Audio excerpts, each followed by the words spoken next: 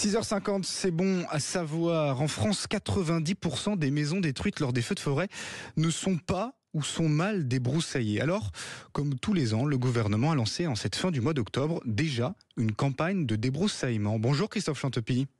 Oui, bonjour. Merci d'être avec nous en direct sur Sud Radio. Ce matin, vous êtes ingénieur forestier spécialisé en défense des forêts contre les incendies.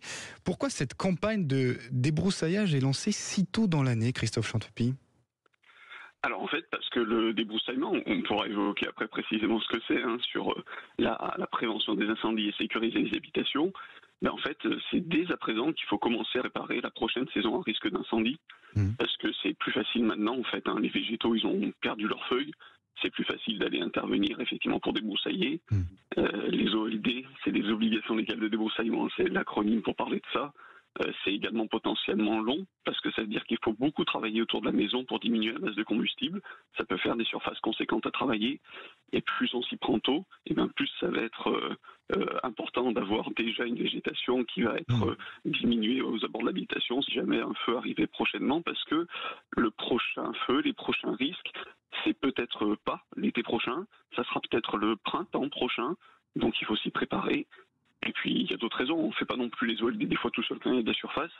Donc, s'il faut avoir recours à une entreprise, il faut faire un devis. Donc, il faut peut-être s'y prendre maintenant aussi. Et rappelons d'ailleurs que c'est obligatoire. Oui, alors c'est obligatoire sur une partie du territoire français. C'est-à-dire quoi, le débroussailler autour de son habitation, dans 43 départements en France, c'est obligatoire pour tout ou partie des forêts qui sont concernées. Donc en fait, les forêts sont classées, certaines forêts sont classées à risque incendie dans ces 43 départements. Et quand on est dans ces forêts, qu'on y a son habitation ou qu'on est aux abords de la forêt, on a cette obligation de débroussailler. Mais j'allais justement vous poser la question avant d'évoquer, de savoir comment bien s'y prendre pour débroussailler son terrain, savoir qui est concerné et comment sait-on que l'on est concerné ? Alors en fait, on sait qu'on est concerné si justement on habite aux abords de ces forêts classées à risque.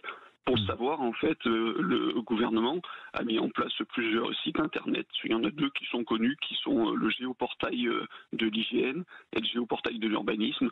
Quand on rentre sur ces sites internet, on a la possibilité de taper son adresse ou sa parcelle cadastrale et on sait de manière assez binaire si la maison elle tombe ou pas, l'adresse qu'on a saisie, dans la zone soumise à OLD. Et donc, quand on est soumis dans cette zone-là, on doit débroussailler 50 mètres autour. Alors concrètement, désormais, Christophe Chantepie, je rappelle que vous êtes ingénieur forestier spécialisé en défense des forêts contre les incendies. Qu'est-ce que cela signifie concrètement, un débroussaillage pour les personnes concernées ? Que faut-il faire exactement ? Alors, déjà, il faut bien dire que débroussailler, ça n'est pas une coupe rase de toute la végétation, ça n'est pas un défrichement où on changerait la vocation forestière de l'espace, c'est diminuer la quantité de végétaux, parce que grâce à ça, on diminue la quantité de combustible et la puissance d'un feu, et c'est créer des discontinuités dans cette végétation pour que le feu ait du mal à progresser. Et donc, en fait, concrètement, il y a une étape essentielle, c'est qu'on supprime tous les végétaux qui touchent l'habitation, parce que ça, c'est une vraie entrée au feu.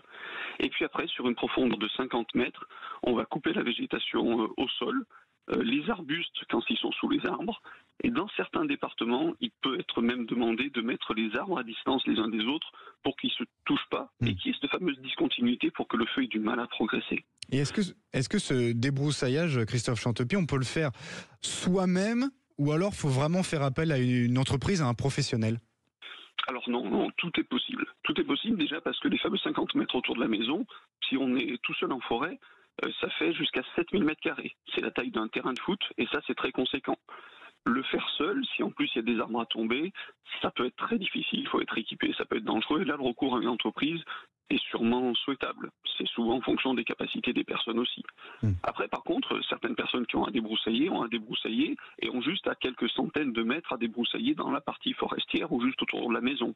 Et là, on peut être soi-même équipé déjà avec une bonne débroussailleuse à main, avec une tronçonneuse pour couper les branches basses des arbres. C'est réalisable. C'est réaliste quand on est en bonne forme physique aussi. Et effectivement, par contre, le recours à une entreprise peut être souhaitable pour les gros cas de figure. Il faut pas hésiter. Est-ce que vous avez peut-être des chiffres, Christophe Chantepie, pour savoir combien de Français sont concernés par ces débroussaillages, encore une fois, je le rappelle, obligatoires ? Alors, l'estimation qui est faite, ça flirte avec les 2 millions de foyers. 2 millions de Donc foyers. il y aurait à peu près en France environ 2 millions d'habitations qui sont situées en forêt ou à l'interface de la forêt, dans des forêts classées à risque, donc soumises à ces obligations légales de débroussaillement. Alors 2 millions de Français, ça fait quand même beaucoup de Français. Est-ce que vous avez l'impression, Christophe Chantepie, que les gens sont assez sensibilisés à ces risques d'incendie et surtout à cette campagne de débroussaillement qui a commencé il y a 10 jours maintenant? Non, donc c'est en fait, il y a cette campagne de débroussaillement menée par le gouvernement et donc accompagnée par l'Office national des forêts, dont je fais partie.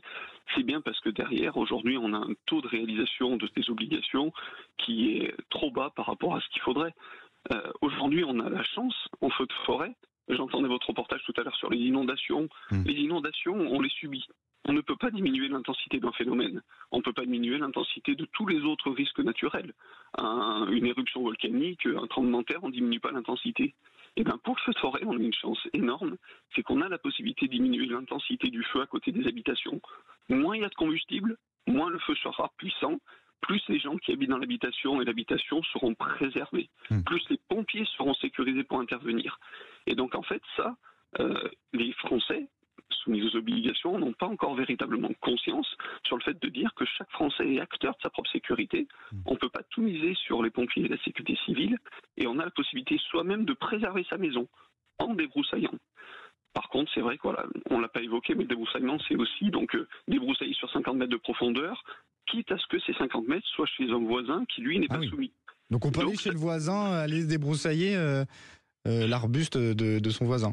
C'est ça, absolument. D'accord. Incroyable. En fait, chacun débroussaille chez lui s'il a une habitation dans les 50 mètres. Et puis, il y a des endroits, on a un propriétaire forestier, par exemple, qui n'a pas d'habitation. Et il n'a pas d'obligation de débroussailler, il n'a pas de maison à mettre en sécurité. Et la loi ne lui demande pas d'aller mettre en sécurité une maison qui n'est pas la sienne. Et ben voilà, c'est donc bien le propriétaire de l'habitation qui doit mettre en sécurité son habitation et qui doit potentiellement débroussailler chez autrui. Et ça, des fois, c'est difficile à comprendre. Absolument, vous avez raison de le rappeler. Merci beaucoup, c'est bon à savoir, Christophe Chantepie. Merci d'avoir été notre invité. Je rappelle que vous êtes ingénieur forestier spécialisé en défense des forêts contre les incendies. Merci infiniment, bonne journée à vous, 6h54.